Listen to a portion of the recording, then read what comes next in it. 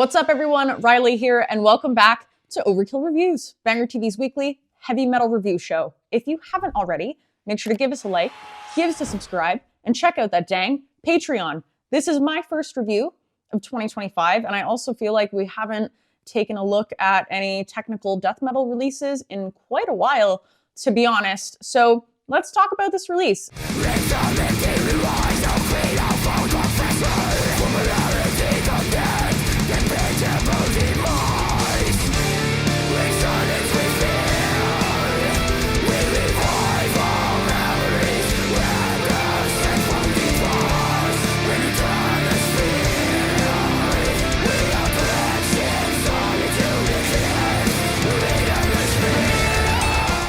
It's Obscura's 7th full-length record.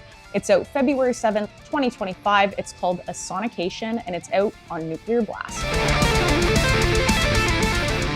Formed in 2002 and based out of Bavaria, Germany, Obscura are a progressive, technical death metal band. You know, the ones that hit all those tickets like Outer Space and High Tech and diminished arpeggios and deliberately, overtly complex riffs and bass tones that kind of sound like a fart and atypical rhythmic structures, that type of band. The only consistent member that they've had since day one is their guitarist and vocalist, Stefan Kumara. You may also know him from the band Thulkandra. He's played live with bands like Cynic and Sacramentum before as well. And on this record, the lineup is brand new, and before this they've had like 17 previous band members, so I'm not even going to begin. And I think it's worth noting that when Obscura first started out, they were definitely more of a death metal band. That first record's not even really considered with the rest of their discography. Like, you can't listen to it on Spotify. I think after they released Cosmogenesis in 2009, which really took them into more of a technical side, they kind of just sweep that one under the rug.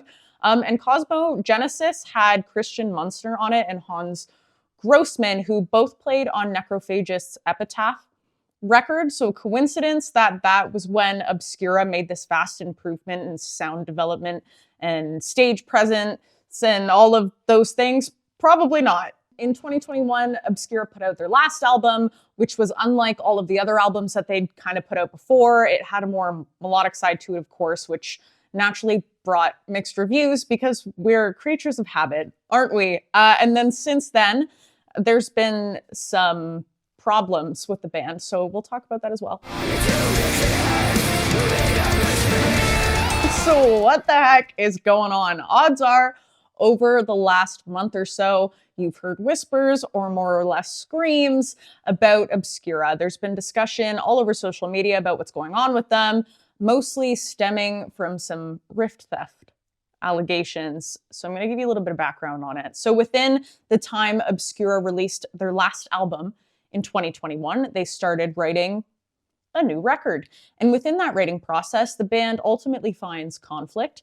And as many of us do when working together on creative projects that we all feel so passionately about with so many ideas. So long story short, from what I've gathered, is Stefan, who, from what I understand, has never necessarily been the main scribe for Obscura. He's more or less the staple fronting guy. He is the name Obscura, more or less. But he's never really been the pinnacle or focal writer. He brought some stuff to the table, looking to contribute more. The other members were looking to make adjustments to these tracks and ideas in order to not only collaborate, but to improve and develop them as necessary with some more creative input and positive frameworking, more or less. This didn't go down well or proceed very well. They had a bit of a kerfluffle. And in the end, the three members who were supposed to be on this new record ultimately left because they weren't willing to back the music that had been written. And it all just got kind of spicy. So at this point, it's decided that Stefan is not ever to use any of the music that the departing members have wrote for the album up until this point, as it's theirs and they wrote it and not his, and Stefan can go on making his own music. So fast forward and we get to the point now where Obscura is releasing this new album, A Sonication, and they've got a whole new set of members, and they released the single to the album, Evenfall. And Alex Weber, who was playing bass and writing for Obscura at the time when it all fell apart, took to his Instagram stating, "I'm sad to hear that the new Obscura tune contains melodies that I wrote and melodies that I did not give Stefan permission to use." So rightfully so, that came with a lot of backlash and a lot of upset fans and a plethora of disappointment and confusion. And as someone who's also followed Obscura for a really long time myself, you know, I was disheartened by this news as well. I requested to review this album before any of these allegations came out, just because I was excited to see what this new record had.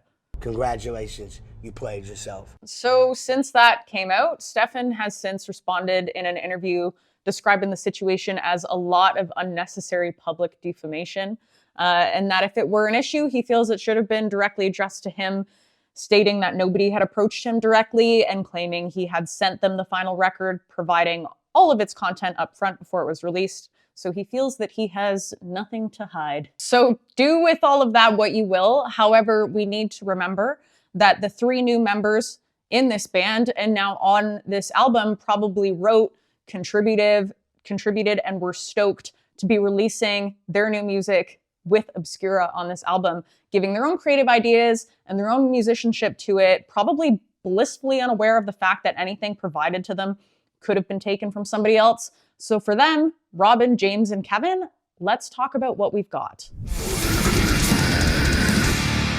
So when Obscura released that last album in 2021, it was a definite wave goodbye to those super techie days, like when they released Acroaces or Omnivium, for example. It was different, and it grew on me more than it did blow my socks off, because it wasn't the Obscura that I wanted, because I had this predisposed expectation as to what I seek out of Obscura, knowing how they typically sound and what they've been known to do. And from what I've gathered, we are continuing down that path. The first song on this record, Silver Linings, it's a trick. It's techier, it's punchier, it's not like the rest. So when track 2 comes around, you guys already know this one because it's the single, Even Fall. It was mid.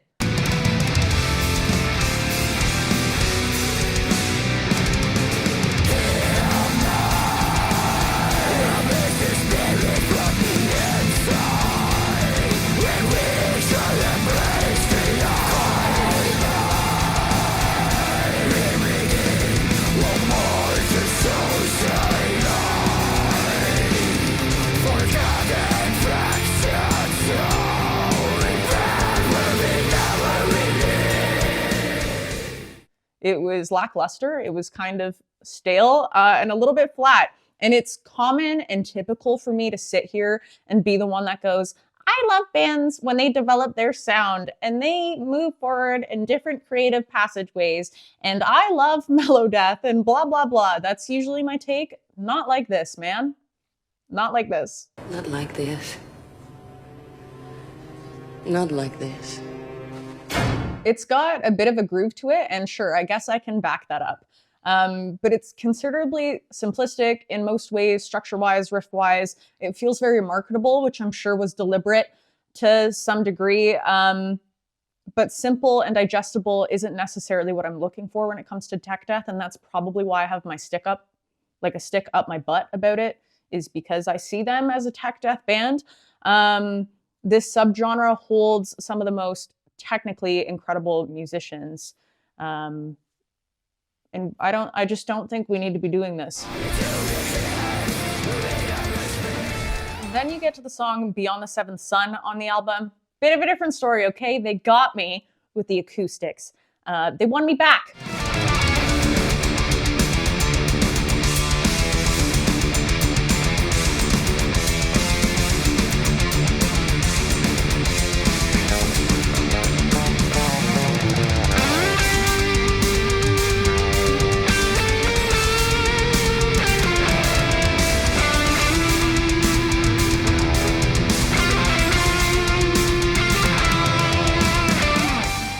Still, we're operating on that wavelength that's more simplistic and melodic than ever before, but this one's at least a little bit thrashy. And any song that has a ride cymbal in it to give it a bit of extra zest on the drums always wins me over. So at least we've got some added texture and dynamic on this one to boost it up a little bit more. Also interesting, this one's an instrumental track, and I think that was honestly a pretty good shout considering what it is. I think if they would have added vocals to it, it would have distracted from all of those little things that I think made the song better for me at the end of the day. It also kind of made me think that maybe that melodicism on Even Fall isn't what brought it down. It could have just been that lack of texture underneath it and maybe a bit of spirit. And the rest of the record pretty much follows the same standard, fine, progressive and melodic tracks. They're not terrible. They're not even bad, but that doesn't mean that they're necessarily great either. It was obviously where we saw the last album take a shift. So I guess I'm not surprised that we continued down this melodic, progressive, technical death metal era. This is the shortest Obscura release that we have ever seen to date. Historically, most of the records usually hit about the hour mark or just under an hour. This one taps in at 39 minutes. And I'm sure this follows suit with that shift in subgenre fixation, because of course, past Obscura had more of a vigorous fixation on the technical side of things and sound, and they often had tracks that maxed out high numbers in order to embrace everything that they could in a very kind of balladesque form. So taking up that more melodic grounding, then obviously that following suit with a more simplified and conventional song structure, thus that shortened our track lengths and gave it more of a distinctive outline. And I think that adaptation was completely necessary if they were going to move forward the way that they have. And I guess that's a win because it makes those shortened tracks have a bit more of a punch.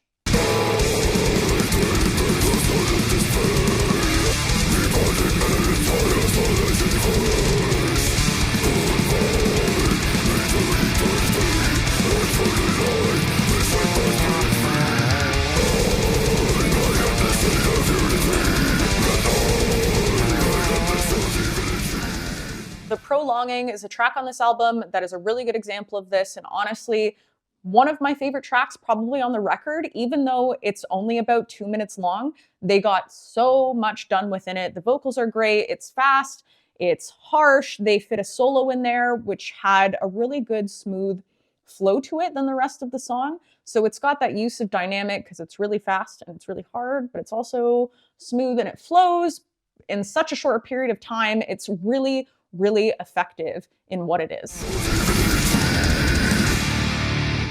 The overall production on this thing was exactly where it needs to be, when it needs to be there. Going back to Beyond the Seventh Sun again, the acoustics ring, the drums sound great. There's a lot going on, but it's leveled out really, really well. Maybe we could have upped the low end a little bit more, but that's just me being nitpicky, really. By no means is this a groundbreaking record or even remotely the best thing that they've ever put out, but there's pros, there's hooks, and you know what? It's got some guts. And I predict going forward that Obscura, if Obscura goes forward, they're probably going to continue to follow down this melodic path. I can't imagine we're ever going to see the days of Acroaces come back to us, but I'll take it.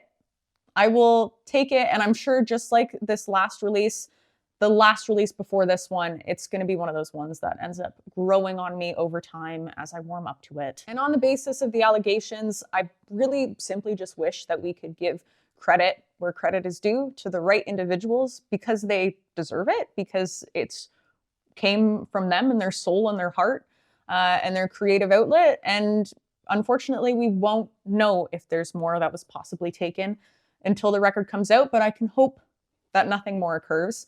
And in the words of Alex Weber, it's not okay to use someone else's music, regardless of how much or how little was used, especially without consent. So with that being said, and all the drama aside, and for what the album was worth, I'm going to give it a 3.75 skulls out of 5 today on Overkill Reviews. Shout out. Pissgrave from the US of A are an obnoxious, noisy death metal band, and they are unreal. Love these guys. They've got a new record out February 21st via the Canadian label Profound Lore. And if you don't know them already and you're into that raw, super hostile death metal, you got to check out this new one. You just got to check it out. Second up, I've got Shrieking Demons, and they are a death metal band from Italy, and they just dropped their first full-length record called The Festering Dwellers. It dropped January 31st via the Transcending Obscurity Records. It's an awesome release, really enjoyed it. It's that old school death metal with a lot of great hooks. And then last but not least, we have Toronto's very own Mudpit Mabel. They had an album drop on January 31st called Zero Gravity. They released one track back in 2023, and it was death metal, sludge, kind of gritty hardcore.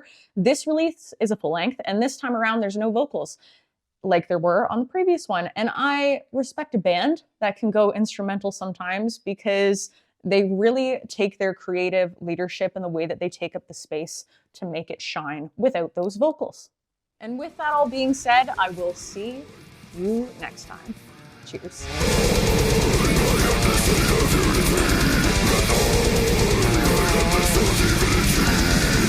You need a